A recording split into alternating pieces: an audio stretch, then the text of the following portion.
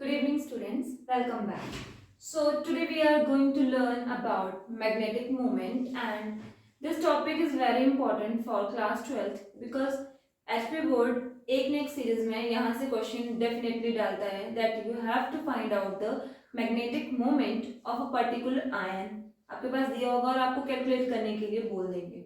सबसे पहले आपको पता होना चाहिए कि फॉर्मूला क्या होता है आपके मैग्नेटिक मोमेंट का।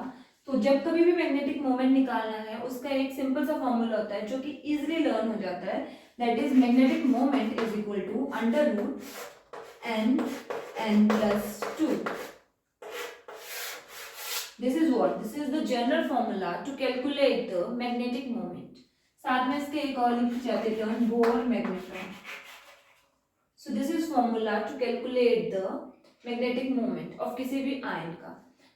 अब आप बोलेंगे कि मैम ने तो फॉर्मूला लिखा दिया, अब ये एन और ये एन है क्या, कौन सी बला का नाम है N? N is what? N is the number of unpaired electrons, number of unpaired electrons.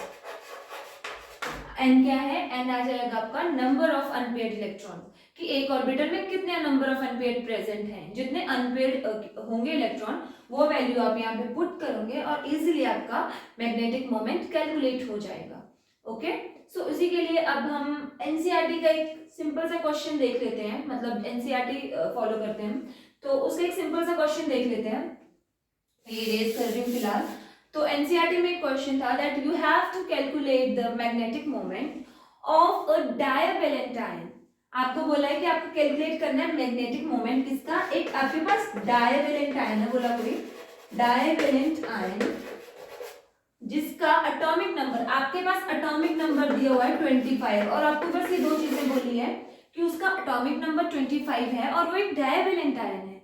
आपके पास उसका कोई ना सिंबल दिया है ना उसका नाम दिया है, आपके पास दिया हुआ मैग्नेटिक मोमेंट और ये बोला है कि डायवैलेंट आयन है।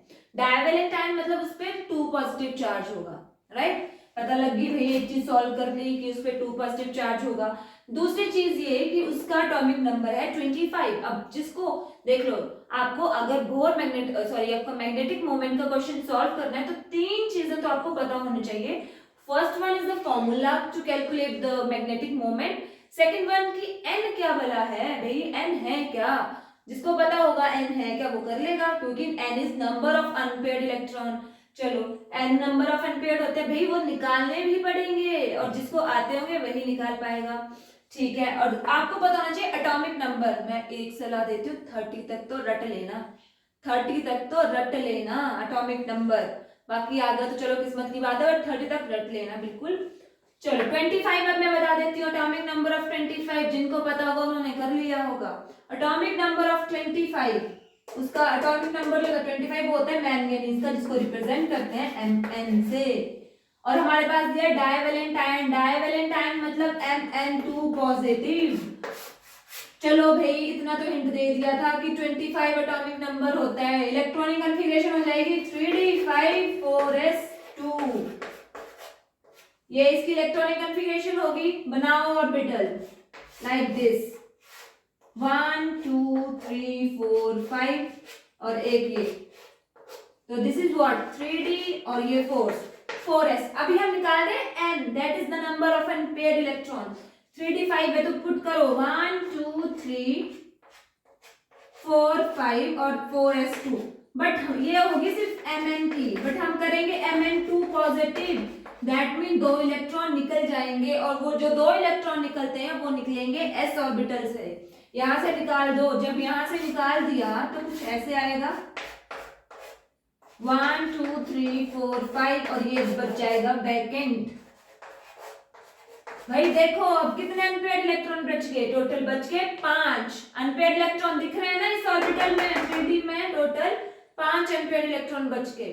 अगर 5 अनपेयर्ड इलेक्ट्रॉन बच गए दैट मीन n की वैल्यू क्या आ गई, 5। निकाल ली ना हमने n की वैल्यू, 5 आ गई n की वैल्यू।